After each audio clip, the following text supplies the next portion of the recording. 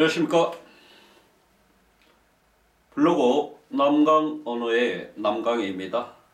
오늘 현대소설 11위죠. 187조 윤우명의 원숭이는 없다입니다. 그렇죠? 자, 제목의 의미 살펴볼까요? 여기서 원숭이는 존재의 의미를 일깨워 줄 대상입니다. 자, 무기력한 인물들이 원숭이를 찾아 나서는 겁니다. 원숭이를 찾아 나서는 것은 어찌 보면 탐색이라 할 수 있는데, 자, 자신의 존재를 일깨워줄 대상의 형태가 없다는 이야기는 탐색에 나섰지만 탐색에 실패했음을 의미하는 것입니다. 이해하시겠죠? 작품 보겠습니다. 앞부분 줄거리. 자, 고맙지요. 우리에게 정보를 주기 때문에 잘 정리해야 될 겁니다. 아파트 전기 소독날 특별한 생업이 없는 것입니다. 여기다 밑줄 긋고, 자, 특별한 생업이 없는 세 사람 것입니다. 세 사람이 갖고 있는 공통점입니다. 어떤 공통점이요? 자, 아내의 경제력에 의지하며 살아간다. 두 번째요. 특별한 일이 없다는 이야기는 현실 벽 앞에 무기력한 인물이란 이야기죠. 정리되셨죠? 나 동그라미, 연출가 김영 동그라미, 배우 김영 동그라미, 아파트 옆 작은 공원에 모여 원숭이 얘기를 하게 되고 나는 문득 원숭이 구경을 가자고 제안한다 그렇습니다. 나이다 동그라미요. 소설자죠. 자, 그 다음에 보죠. 내가 그럽니다. 자, 어서 가자고요. 장에 가면 원숭이가 있다고 그렇습니다. 틀림없이 여기서 소독약 냄새 맡고 있느니 바람 쐬러라도 가자고요. 택시 타면 얼마 안 걸려요. 그렇습니다. 자, 나는 이 두 사람에게서 무기력한 일상에서 벗어나고자 이야기하고 있습니다.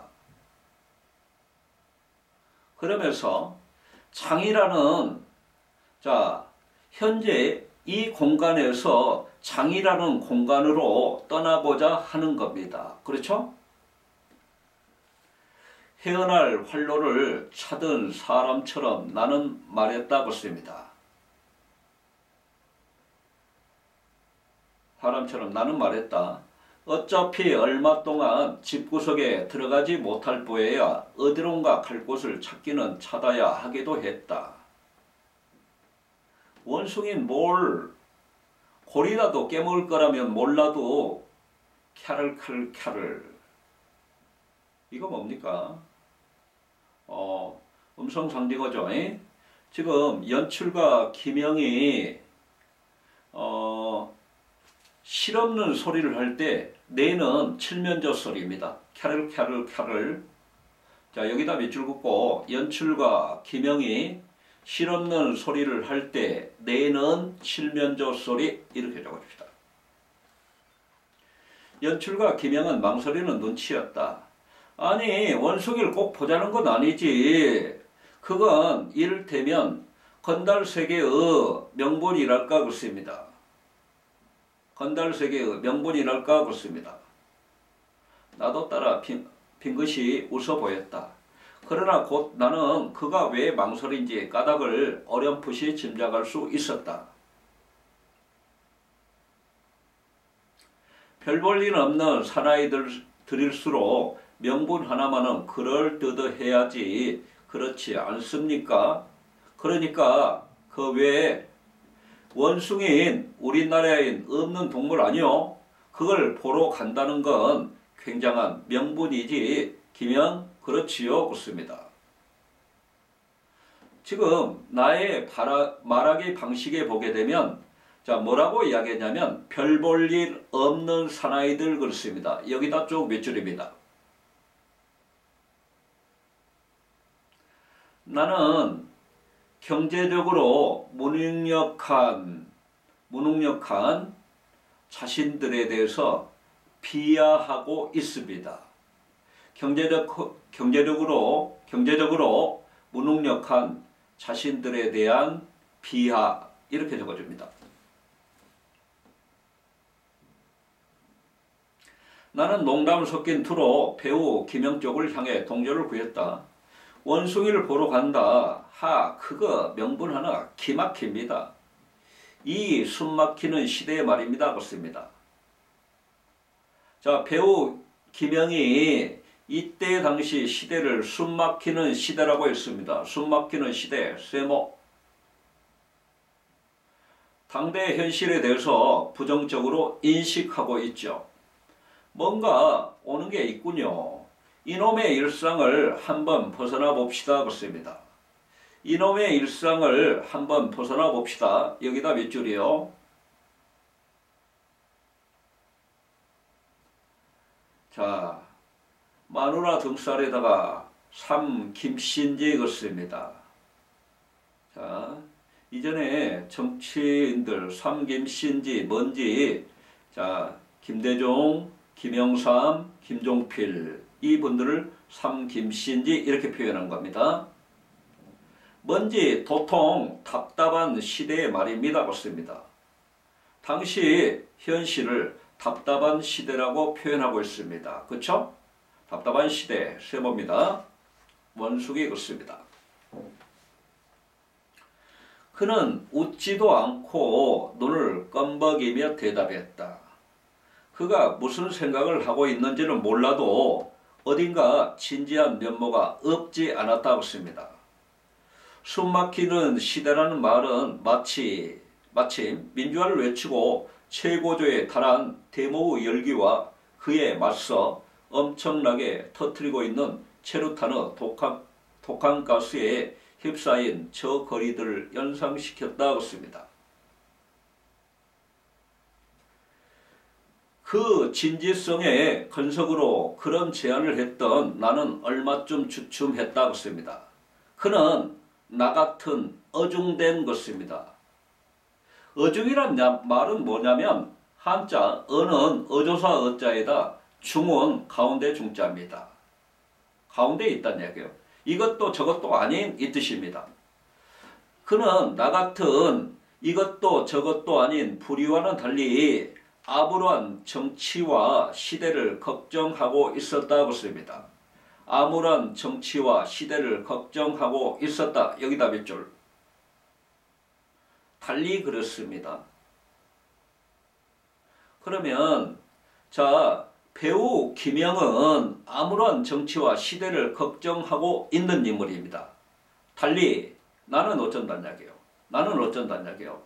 자, 여기 부분에 자신에 대한 성찰이 들어가 있습니다. 자신에 대한 성찰. 어느 때나 어중된 인간은 그와 같이 그렇습니다. 어중된 인간 동그라미하고 나가 되겠죠. 그와 같이 시대의 고통을 짊어질 사람들에 의해 그렇습니다. 자, 그와 같이 시대고를 짊어질 사람들 여기다 동그라미하고 배우 김영이라고 적어주죠. 에 의해서 삶의 중추를 그렇습니다. 삶의 중요한 부분들을 자, 가누고 있다는, 처리하고 있다는 큰 빚을 지고 살아가는 것이다 그렇습니다. 그렇죠? 지금 나는 배우 김영에 대해서 자, 뭐예요? 시대를 걱정하는 배우 김영에 대해서 빚을 지고 있다고 생각하고 있습니다. 솔직히 말해 난 못 가요. 마누라가 직장에서 곧 돌아오거들랑요. 연출가 김영은 이번에는 칠면조 소리를 내지 않았다 했습니다. 칠면조 소리를 내지 않았다. 무슨 이야기입니까? 실없는 소리가 아니란 이야기입니다. 진지한 소리란 이야기입니다. 나는 알고 있었다. 그 아내는 이웃 공단에 직장을 가지고 있다고 했는데 4시면 퇴근해서 집으로 돌아왔다. 빨라서 좋은 게 아니라 이상했다. 솔직한 편인 그가 아내의 직장에 대해서만은 어물거리는 것은 아마도 정상적인 취업 상태가 아니기 때문일 터였다. 그렇습니다. 우리 마누란 새벽에 일을 끝냈으니까 그런 걱정은 없네요. 허허허허. 그렇습니다. 자, 어찌 보면 허허허 이것은 만족의 기쁨이 아니라 자신에 대한 조소가 될 겁니다. 그렇죠? 거기다가 허허허 여기 부분에다 조소 혹은 자책이라고 적어주죠. 조소, 자책. 자기에 대한 비웃음 형태입니다. 그렇죠? 배우 김영의 아내가 새벽마다 우유를 배달하고 있는 것을 우리는 알고 있었다. 얼핏 들은 바에 따르면 그는 경기도 어디의 면사무소 직원, 즉 당당한 공무원이었다는 것이다. 그런데 어릴 적에 단 한 번 무대에 섰던 경험이 나이가 들수록 그를 아프게 쑤셔대서 그만 때려치웠다는 것이다. 그렇습니다. 자, 거기다 쭉 몇 줄입니다. 거기다 뭐라고 적어주냐면 꿈을 이해 생업을 포기한 배우 김영이라고 적어주죠. 연극을 해야만 살 것 같았다는 것이다. 그렇습니다. 그 다음에 중략에서 뒤로 넘어가게 되는데요. 지금 중략 부분이 빠져 있어요. 자, 여기 인물 나와 배우 김영은 원숭이를 찾아 시장으로 가게 됩니다. 원숭이 없어요. 또 다른 장소로 이동하게 됩니다. 그러면서 최종적으로 다시금 자신들이 머물던 공간으로 오게 되게 됩니다. 이런 것을 여로형 구조 그러게 됩니다. 여로형 구조. 뒷장입니다.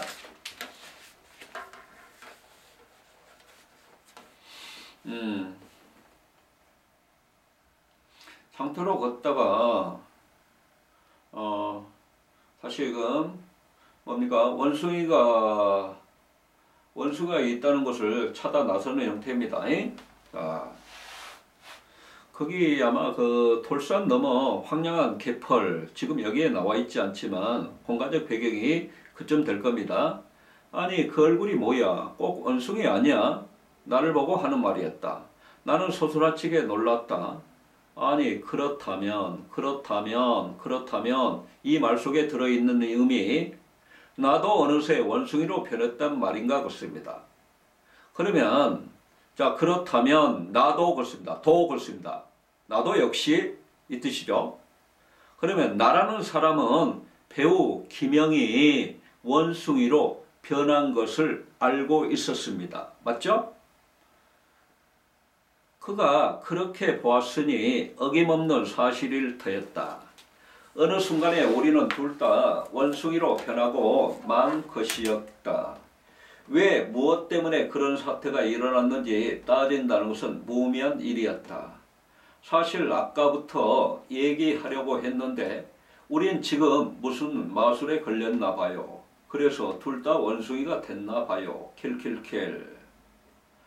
나는 그를 안심시켜야 한다고 생각해서 짐짓 웃음소리를 곁들였다. 아니 그 말을 안심시키는 게 아니라 나 자신도 안심시키지 않으면 안 되었다고 해야 할 것이다. 그렇습니다. 하지만 그 웃음소리도 왠지 내 웃음소리 같이 들리지 않았다. 그렇습니다. 그럼 둘 다 원숭이? 설마 그럴 리가 없습니다. 자, 원숭이로 변한 사실에 나와 배우 김영은 놀라고 있습니다. 그는 곧이 들리지 않는다는 눈치였다. 그러고는 자기 자신은 아직 원숭이로 변했다고는 믿을 수 없다고 덧붙였다. 그것은 나도 마찬가지였다. 그가 나를 원숭이로 보았다고는 할지라도 나는 그렇게 여겨지지 않았다. 단지 그가 원숭이 몰골을 하고 있다는 것만은 내 눈을 믿어 의심치 않았다. 그러니까 우리는 서로 상대방만을 원숭이로 보고 있는 셈이었다. 해가 중천에 있을 무렵부터 원숭이 타령을 하고 있었던 결과 눈들이 어떻게 되었는지도 모를 일이었다. 아니었다. 갑자기 어둠 속에 수화를 바꿔오고 있습니다. 자, 상대의 정체를 식별하기 어려울 때 약속한 암호를 통해서 확인하는 것을 수화 그러게 됩니다. 그렇죠? 자, 수화. 갑자기 어둠 속에서 수화를 받고 옆구리에 들어온 총불이 때문이었다 그렇습니다. 자, 어쨌거나 나와 배우 김영은 원숭이를 찾으러 왔다가 원숭이를 만나지 못하고 원숭이를 찾지 못하고요. 자신들이 원숭이로 바뀌어 지금 금지 구역에 들어와 있는 것입니다. 그러면서 총을 든 군인에게 내쫓기는 상황이죠. 그것도 아니었다. 하지만 그 전말에 대해 이러쿵저러쿵 따지고 있을 겨를이 없었다. 그것에 대해서는 서로가 상대방을 원숭이로 보고 있다는 것만으로도 충분했다. 다만 우리는 어쨌든 함께 그곳을 빠져나가야 하는 데는 의견의 일치를 보고 있었다 했습니다. 빨리 갑시다. 무서워서 견딜 수가 없어요. 그래요. 서둘러야겠어. 이러다간 꼼짝없이 말줄임표입니다. 이 다음에 뭐가 들었어요? 두려움이 들어있는 거죠. 그렇죠? 두려움이죠. 꼼짝없이라는 말 다음에 할 말이 죽는다는 것인지 원숭이로 영영 남게 된다는 것인지에 대해서는 나도 몰랐다 그렇습니다. 자, 그 다음에요. 그는 다시 휘청거리는 걸음으로 앞서 나갔다. 다른 말은 더 없었다. 개펄이 어둠 속으로 빨려 들어가고 있었다 그렇습니다. 개펄이 어둠 속으로 빨려 들어가고 있었다 그렇습니다. 자, 여기 개펄은 어찌 보면 나의 심리를 이야기하는 겁니다. 나의 심리. 내가 어둠 속으로 빨려 들어가고 있었다 이 뜻입니다. 결국 뭡니까? 불안하고 암담한 나의 심리 형태죠. 그렇죠? 여기다 좀 밑줄 긋고 불안하고 암담한 나의 심리 이렇게 적어놓습니다. 나는 그의 뒤를 따라 부지런히 걷기 시작했다. 죽은 땅 위로 바람이 부딘 쇠붙이 소리를 내며 불어왔다 했습니다. 자, 분위기가 무섭네요. 왔던 길이 맞는지 어떤지도 감을 잡을 수가 없었다. 나는 무슨 말인가를 하려고 했지만 머릿속까지 어둠이 들어와 꽉 차버린 느낌이었다 그렇습니다. 그렇죠? 지금 나와 김영이 있는 배경을 묘사하고 있습니다.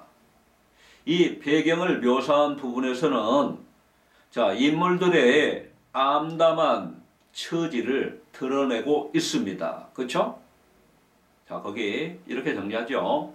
배경 묘사를 통해 인물들의 암담한 처지를 드러내고 있다. 이렇게 적어줍니다. 만약에 우리가 원숭이가 되어야 했던 까닭을 알 수 있는 자가 있다면 그렇습니다. 원숭이가 되어야 했던 까닭을 알 수 있는 자, 여기까지 밑줄입니다.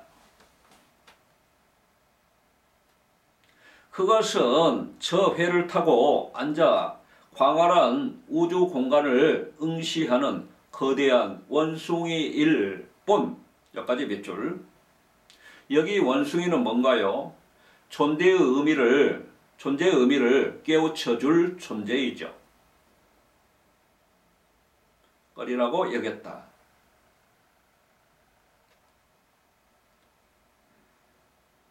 그토록 우리는 어떤 힘에 의해 봉쇄되고 무력하게 되었으며 진실로부터 버림받았다는 생각에 내 원숭이 몰골은 더욱 볼썽사납게 보이리라 싶었다 것입니다. 자,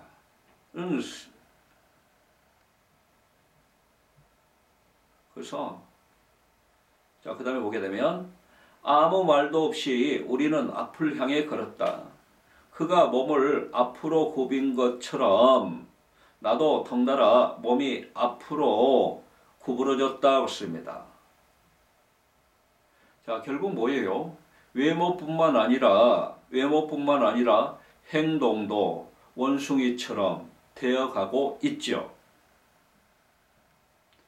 잘 보이지 않는 길을 더듬어 댈수록 발걸음을 빨리 하자니 자연 몸이 뒤뚱거릴 수밖에 없었다. 우리 둘은 극도의 공포에 휩싸여 쪼그라진 원숭이 얼굴들을 하고 컴컴한 어둠 속을 허둥거리며 그토록 우리가 벗어나고자 했던 몸부림쳤던 일상을 향하여 걷습니다. 자, 거기다 밑줄입니다. 벗어나고자 몸부림쳤던 끊고요 일상을 향하여 밑줄 끊고 거의 사력을 다해 발걸음을 옮겨놓고 있었다고 씁니다. 그쵸? 자, 여러 과정이 어떤 과정이었죠? 자아 찾기, 자아 탐색 과정이었죠. 근데 결국 일상으로 돌아오고 있습니다. 일상으로 회귀하고 있습니다. 그쵸? 그래서 자아 찾기, 탐색에 실패했음을 알 수 있죠. 작품은 이렇습니다. 아까 제목의 의미 말씀드렸고요. 어쨌든 인물 보게 되면 나라든가 연출가 김영이라든가 배우 김영이 나오게 됩니다. 이 세 사람의 공통점은 뭐라고요? 자, 특별한 생업이 없이 아내의 경제력에 의지하며 살아가는 인물입니다. 그죠? 인물이자 더 나아가 현실 벽 앞에 무기력한 인물들입니다. 그렇죠? 이 작품의 서술상의 특징은 첫 번째 시점에서 보게 되면 나가 나오고 1인칭 주인공 시점입니다. 그렇죠?